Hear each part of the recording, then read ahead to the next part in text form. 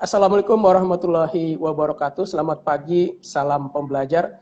Sahabat pembelajar, seperti saya sampaikan bahwa pada obras hukum kita pagi ini nanti akan membahas tentang mengenal perseorangan perorangan. Apa itu perseorangan perorangan? Nanti akan dijelaskan oleh narasumber kita, yaitu Bapak Larsianus Sipayung. Beliau adalah penyuluh hukum dari Kantor Wilayah Kementerian Hukum dan HAM DKI Jakarta. Baik, kita sapa saja. Selamat pagi Pak Larsianus. Selamat pagi Mas Ya, Ali, sehat. selamat pagi juga sahabat hukum. Ya, Sehat. sahabat pembelajar. Kita bilangnya kalau BPT Sahabat pembelajar, oke. Iya, sahabat pembelajar. Jadi saat ini sudah bergabung 11 orang yang setelah 11 orang sedang menyaksikan langsung live IG kita. Baik Pak Larsianus, ini kan terkait dengan materi kita atau topik pada obras hukum kita. Ini kan terkait dengan mengenal perseroan perorangan. Oh iya, saya lupa mempersilakan, mungkin mau memperkenalkan lebih jauh. Tadi saya baru namanya saja memperkenalkan. Silakan, mungkin kita berikan kesempatan narasumber kita untuk memperkenalkan diri terlebih dahulu. Silakan Pak Larsianus. Baik, terima kasih Mas Ali. Sahabat pembelajar, nama saya Larsianus Payung. Saya adalah penyuluh hukum muda dari Kantor Wilayah Kementerian Hukum dan HAM DKI Jakarta. Jadi pagi ini saya akan mencoba menjelaskan sedikit ya tentang apa itu perseroan terbatas dan perseroan terbatas tapi khusus untuk perseroan perorangan dan sejauh mana peran dari Kementerian Hukum dan HAM terhadap perseroan perorangan ini. Jadi begitu Mas Ali. Ya, baik. Ini kan kita membahas tentang perseorangan perorangan. Mungkin untuk sahabat pembelajar, mungkin seperti saya juga mungkin yang baru mesti mengetahui adanya perseorangan perorangan. Ini mungkin Pak Larsianus bisa menjelaskan terlebih dahulu ini yang dimaksud dengan perseorangan perorangan itu apa sebetulnya? Mungkin bisa dijelaskan dulu pengertian dari perseroan perorangan ini. Silakan Pak. Jadi kalau di undang-undang dia disebut perseroan perorangan, tapi kita ngomongnya kita bilang aja PT perorangan biar lebih gampang ngomongnya kan, agak susah nih perseroan. Oh, iya. Jadi PT perorangan itu sebenarnya sama. Jadi itu sebenarnya terdapat di dalam undang-undang nomor 11 tahun 2020 tentang Cipta Kerja. Sebelumnya di Undang-Undang 40 tahun 2007, kita hanya mengenal yang namanya perusahaan terbatas, hanya satu jenis saja.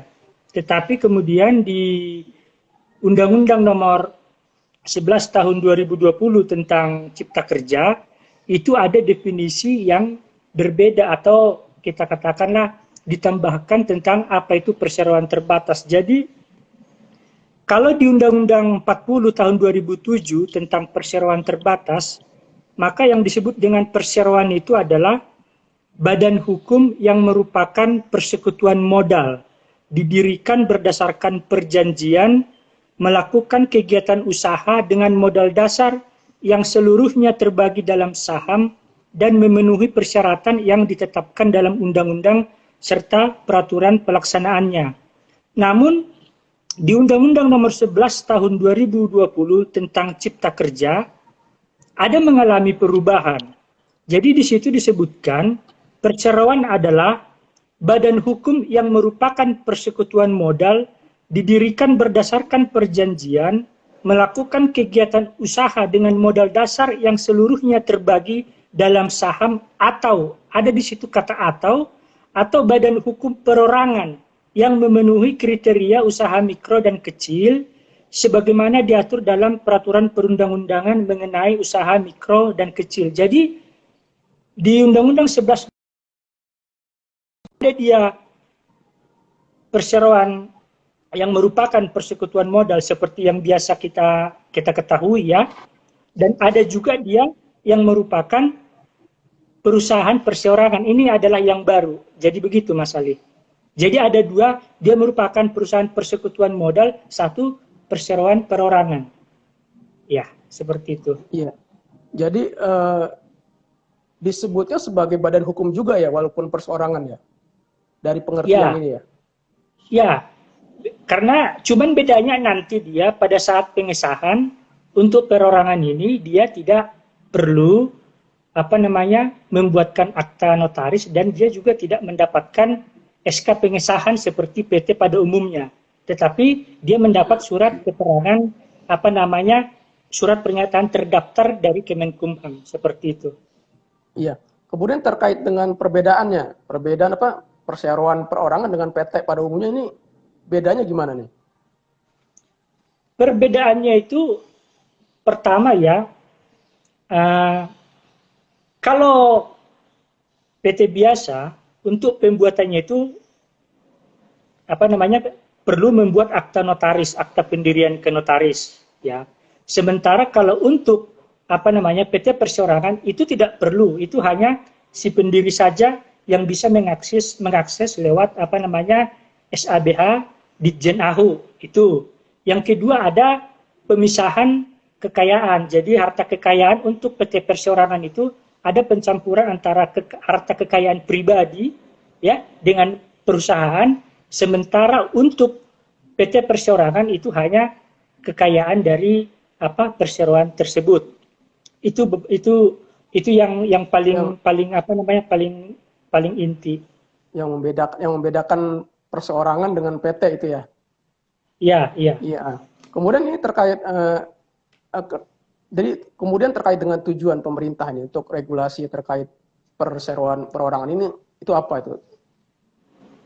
Sebenarnya begini Mas Ali. Jadi ada data dari, saya coba kutip dari Kementerian Koperasi dan UMKM, sampai akhir tahun 2018 itu terdapat 64 juta jenis usaha UMK yang ada di Indonesia, ya kan? Nah, usaha UKM ini, usaha kecil dan mikro ini, itu menyerap tenaga kerja sebanyak 113 juta orang. Nah, itu dulu kan. Nah, kemudian pemerintah perlu membuat perlindungan hukum terhadap orang yang melakukan usaha kecil dan mikro ini, ya kan? Perlu membuat perlindungan hukum terhadap pelaku UKM ini. Dan yang kedua, untuk memudahkan berbisnis. Karena apa? Peringkat Indonesia ya di dunia dalam kemudahan berbisnis itu masih peringkat ke-73, jadi sangat rendah sekali. Oleh sebab itu pemerintah mendorong supaya pelaku usaha kecil dan mikro ini untuk membentuk ibaratnya bentuk usaha mereka ini dalam suatu bentuk badan hukum. Nah, kalau mereka membuat suatu bentuk badan hukum dalam bentuk PT yang seperti kita katakan tadi, seperti PT Persekutuan Modal, itu kan membutuhkan biaya yang banyak. Pertama dia pergi ke notaris, ya kan? Iya. Itu ada biaya lagi. Yang kemudian dia juga harus pemegang sahamnya juga ada beberapa orang, pengurusnya juga minimal 2 orang, ya kan? Terus harus ada kesepakatan di antara para pemegang saham. Terus dia perlu juga mendapatkan SK pengesahan, terus didaftarkan di berita negara. Nah, kalau dia pakai perusahaan perorangan, sangat simpel sekali. Jadi ini tujuan pemerintah sebenarnya membuat perusahaan perorangan ini.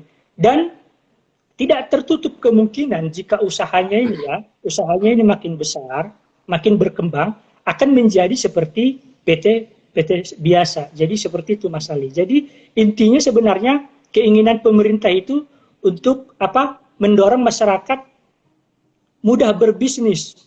Itu ya, tetapi ada kemudahan berbisnis, kemudahan berusaha ya.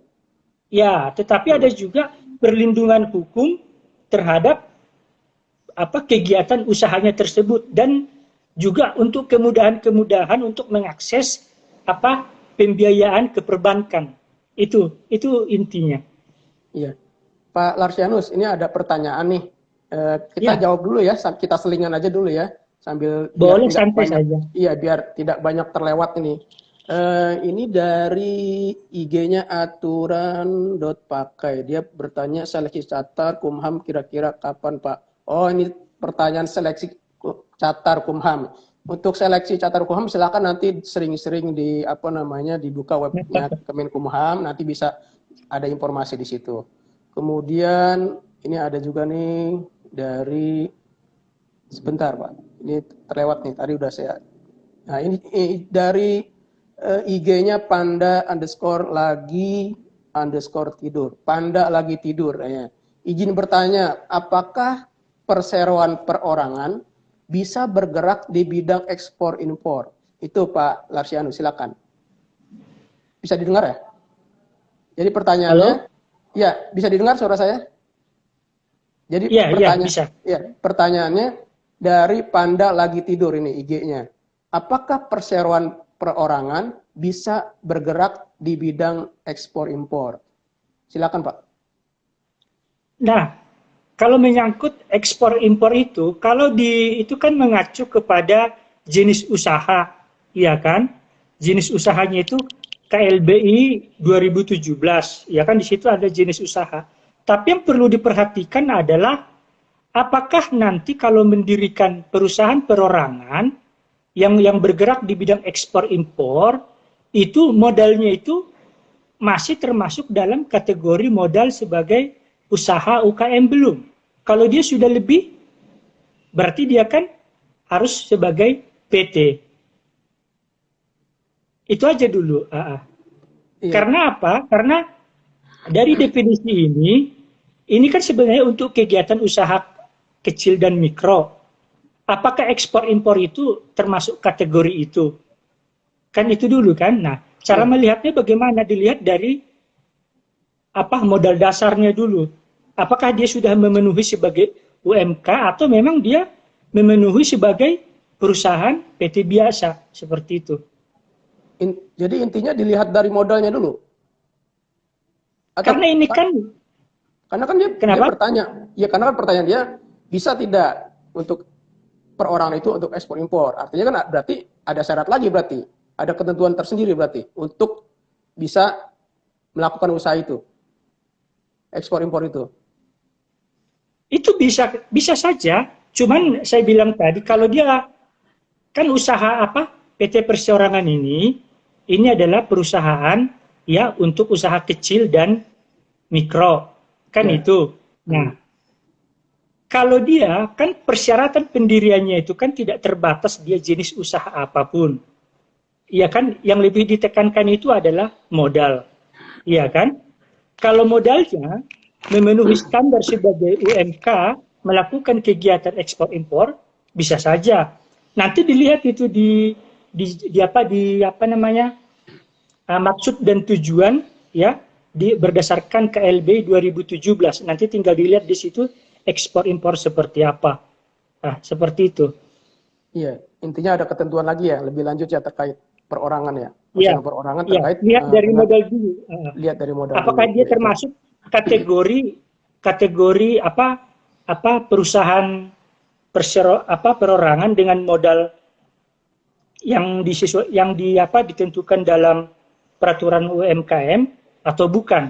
Seperti karena itu nanti kan dibuktikan dengan pada saat 60 hari setelah keluar sertifikat pendaftaran PT Perorangan ini, itu kan ada namanya disampaikan laporan keuangan ke Kemenkumham ya. Nanti kan di situ terlihat. Kemudian ini ada dari IG-nya ca.ok. Selamat siang Pak, saya mau tanya teknis pendirian perseroan perorangan yang berdasarkan pasal 109 Undang-Undang Cipta Kerja. Karena itu PP-nya udah terbit, tapi implementasinya secara teknisnya saya belum paham. Ya. Oh teknis, bisa ya Pak? Ya. Bisa. Silakan, jadi Pak. itu nanti ya. Jadi turunan dari PP berapa 8 tahun 2021 itu adalah peraturan Menteri Hukum dan HAM nomor 21 tahun 2021 tentang syarat dan tata cara pendaftaran, pendirian, perubahan, dan pembubaran badan hukum perseroan terbatas. Jadi yang ditanya siapa tadi namanya? IGCA_OK. Ya, jadi Iya. dia Teknis, bagaimana dia cara intinya teknis cara pendirian. mendirikannya gitu kan? Iya, betul. Iya, intinya itu Ya. pendiriannya. Jadi cara mendirikannya itu adalah lewat apa namanya website ahu.go.id, ya. Ya, tapi kemarin saya bertanya, kan Menkumhamnya itu sudah jadi, ya, aplikasinya pun sudah jadi, namun nanti karena pada saat mengisi data, ya, pada saat mengisi data di situ ada tuntunannya. Pada saat mengisi data, tapi dari BKPM mereka belum siap, Pak. Jadi mereka belum siap untuk penarikan data dari kita karena nanti waktu kita masukkan data, ya. Jadi saya nih mau mendirikan PT Perorangan, maka saya buka website ahu.go.id, kan? Nanti di situ ada perseroan perorangan. Saya masuk ke situ. Saya mengisi data-data di situ. Nanti dasarnya itu adalah dari NIK paling utama, ya. Nah, cuman aplikasi itu di kita sudah siap karena permennya sudah siap. Tapi kan karena ini nanti terkait dengan pelayanan secara OSS, ya, perizinan dari BKPM, mereka belum siap lah. Kita masih menunggu karena kalau aplikasi dari mereka sudah siap, kita masuk, data kita nanti kan ditarik tuh sama mereka tuh terkait dengan perizinan-perizinan selanjutnya, ya, termasuk istilahnya NIB dan segala macam itu. Jadi karena mereka belum siap, kita belum bisa masuk. Tetapi untuk aplikasinya sudah ada. Jadi kita tinggal mengisi sendiri saja seperti itu. Iya, artinya ini berarti terkendala dengan aplikasi pihak ketiga, kesannya BPKPM tadi ya? Iya. Tapi pada dasarnya intinya untuk pendaftaran secara online itu sudah bisa, intinya seperti itu. Belum. Gimana? Belum. Jadi aplikasinya udah kita siapkan nih. Iya. Karena permennya kan dasarnya kan di permen itu udah siap nih. Tinggal kita launching jadi cuman pada saat kita masukkan, kalau hanya kita yang buat aplikasi itu dari BKPM nanti untuk proses perizinannya, mereka belum siap, data kita tuh nggak bisa ditarik sama mereka. Jadi kita nunggu siap mereka. Kalau mereka udah siap, oke, kami sudah siap aplikasinya. Kemenkumham buka, langsung ketarik tuh data. Jadi selesai seperti itu. Kita hanya nunggu mereka aja. Kita sudah berapa bulan ini udah ini. Ya sebetulnya intinya secara aplikasi boleh dibilang ya belum ya, artinya begitu karena kan ini kan pertanyaannya kan memang implementasinya pendaftaran itu ternyata berarti belum, intinya begitu ya, karena menunggu dari pihak ketiga BPKPM ya itu karena kalau dia tidak istilahnya kayak sinkronisasi aplikasi ke BPKM-nya yang belum ya, dari dianya belum gitu.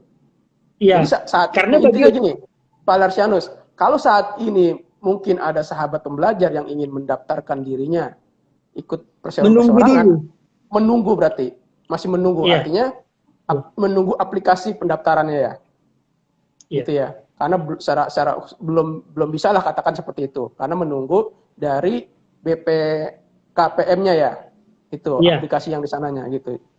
Oke, itu jawabannya dari Pak Caca ya. Baik, kemudian ini terkait dengan perseroan ini keuntungan yang didapat ini dengan mendirikan perseroan perorangan itu apa? Jadi keuntungannya? Pertama, yang tadi dari segi pendaftaran pendirian ya, kita tidak perlu membuat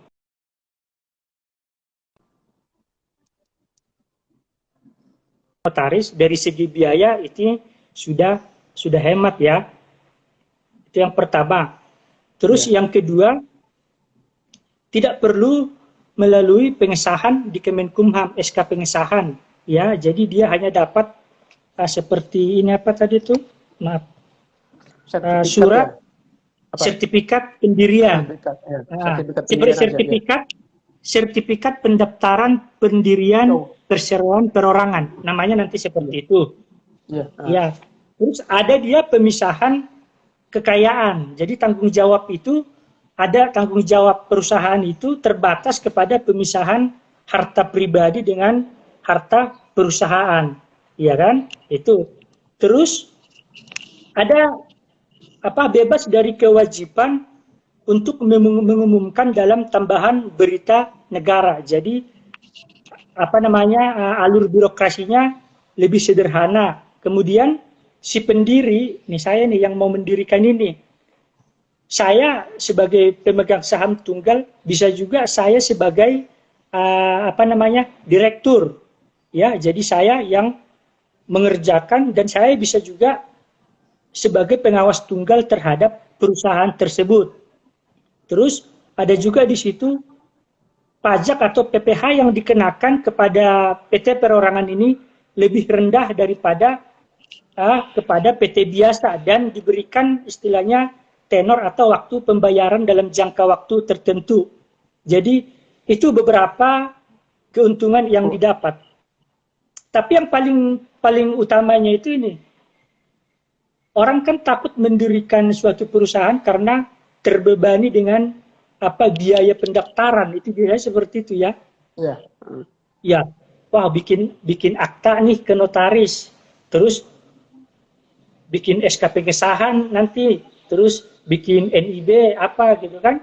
Kalau ini dia tidak perlu, jadi dia cukup Mendaftar, mengakses sendiri ya. Setelah dia mengisi data-data, terus nanti ada surat pernyataan pendirian, keluar sertifikatnya, itu sudah sah, kekuatan hukumnya sudah seperti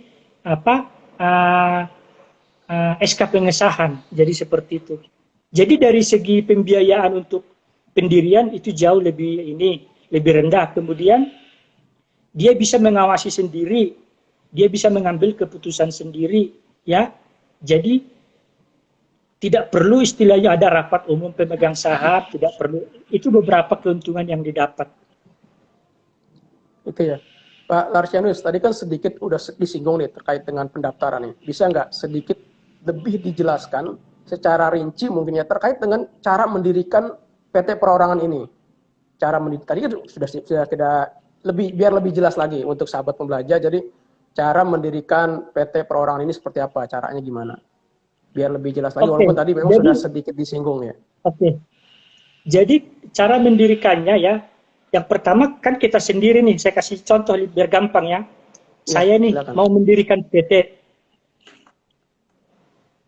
Kalau nanti aplikasinya ini sudah ada, sudah dibuka ya, maka kita masuk, iya kan? Masuk ke portal ahu.go.id. Masuk aja seperti biasa. Ya.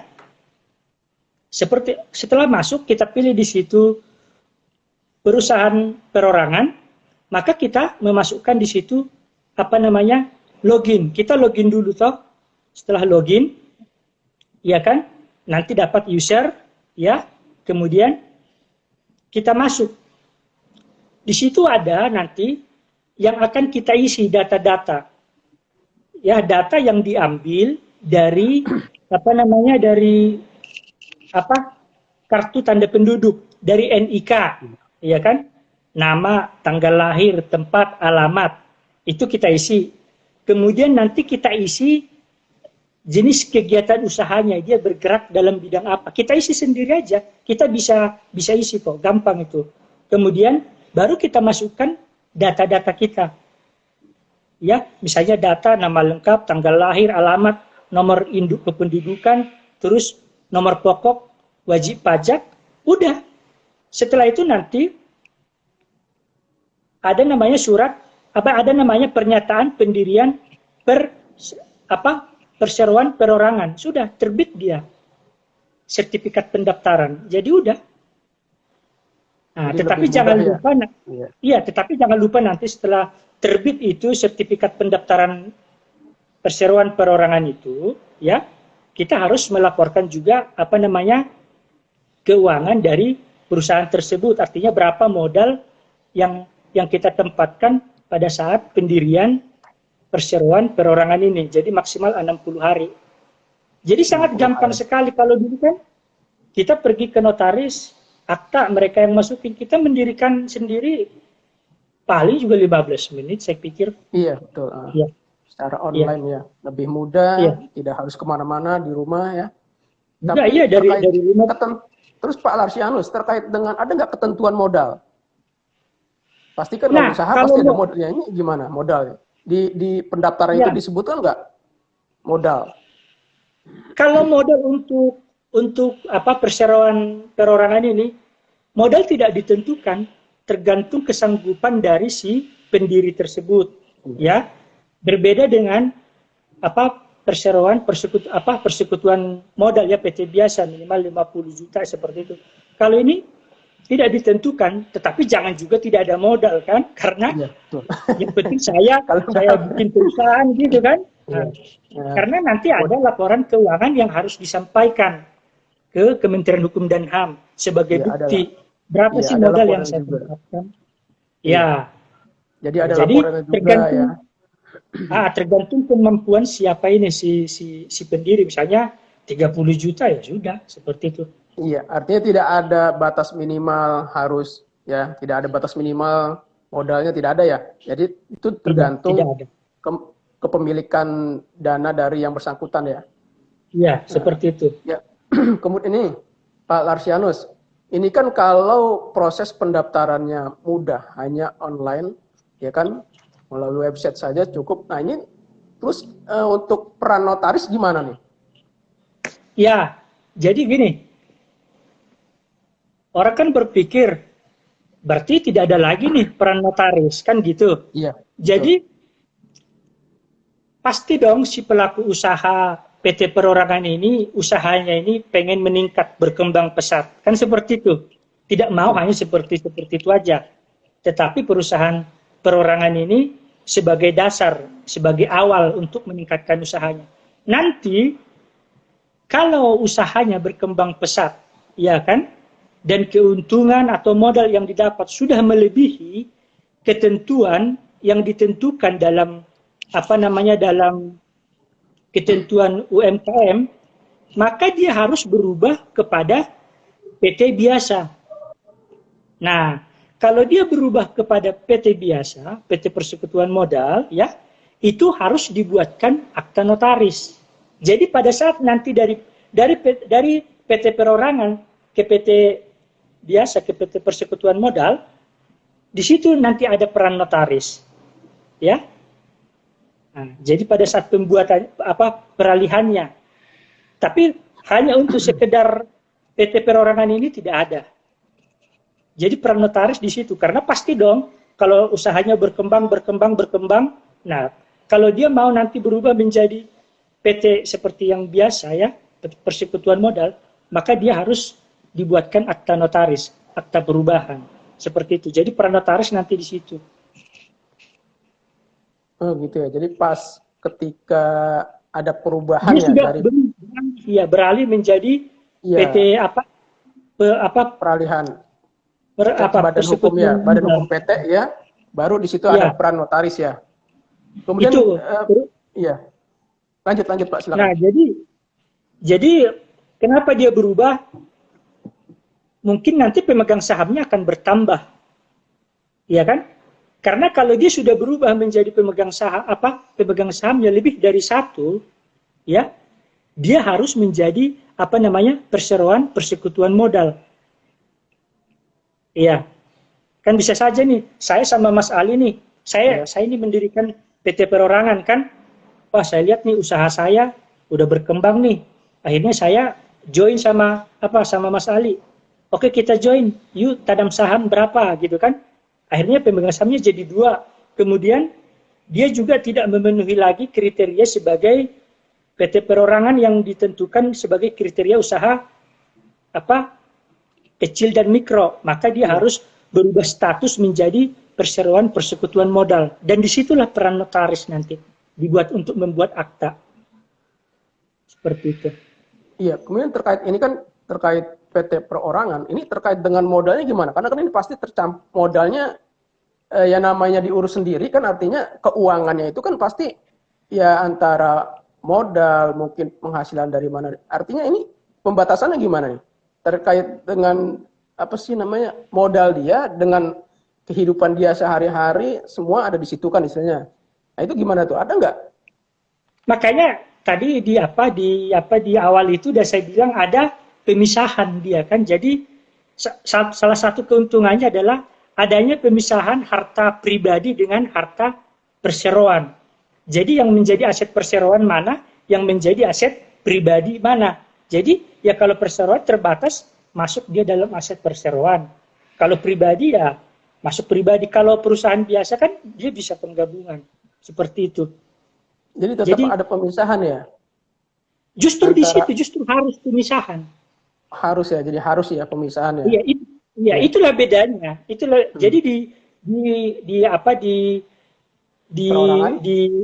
di perorangan itu memang harus ada pemisahan itu. Iya. Makanya saya pikir ya karena dikelola sendiri, kemudian menjadi manajer sendiri atau komisaris sendiri, artinya ya keuangannya saya pikir jadi satu gitu istilahnya, kasarnya kan gitu. Ternyata tetap ada pemisahan ya, mana yang asetnya PT perorangan ya dipisahin ya. Intinya seperti itu sahabat pelajar. Jadi ada pemisahan modal antara pribadi dengan PT perusahaan ya. Kemudian ini terkait dengan ini kan tadi sempat menyinggung ya, ada peralihan dari PT perorangan ke PT Badan Hukum. Nah, ini untuk mengubahnya perorangan menjadi PT Badan Hukum gimana? Bisa itu nanti apa? Ya bisakah mengubah jadi PT perorangan ke PT Badan Hukum? Nah, itu seperti apa? Iya, jadi yang tadi yang saya sebutkan tadi, bagaimana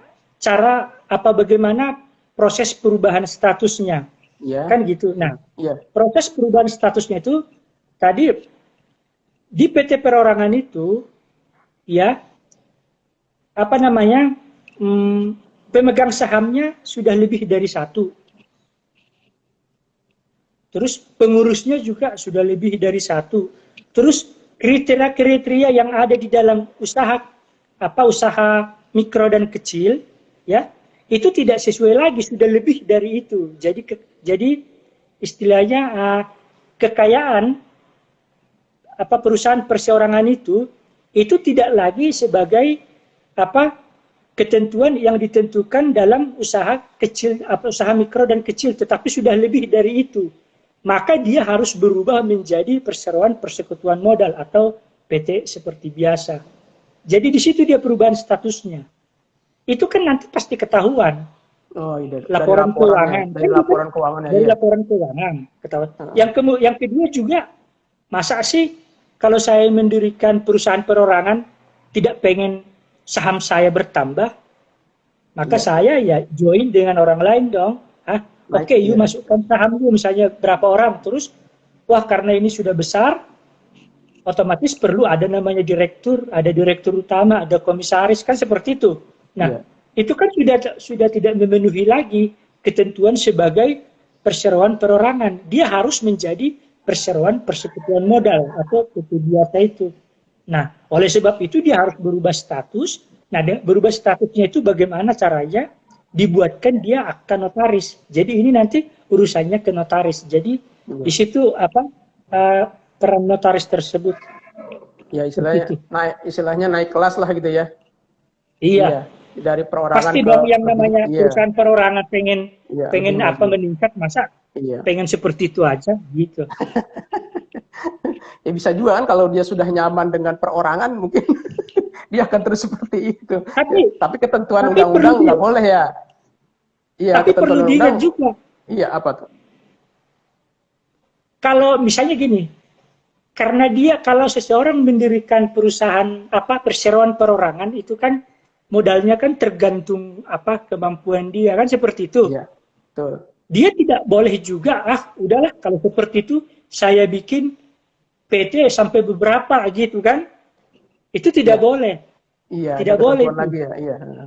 Iya, hanya harus satu gitu. Harus Jadi satu janganlah tetap ya. saya bikin Hmm. misalnya PT A terus PT B gitu, nggak Iya. boleh. Iya, Jadi tetap ada ketentuannya juga, ada aturannya ya. iya.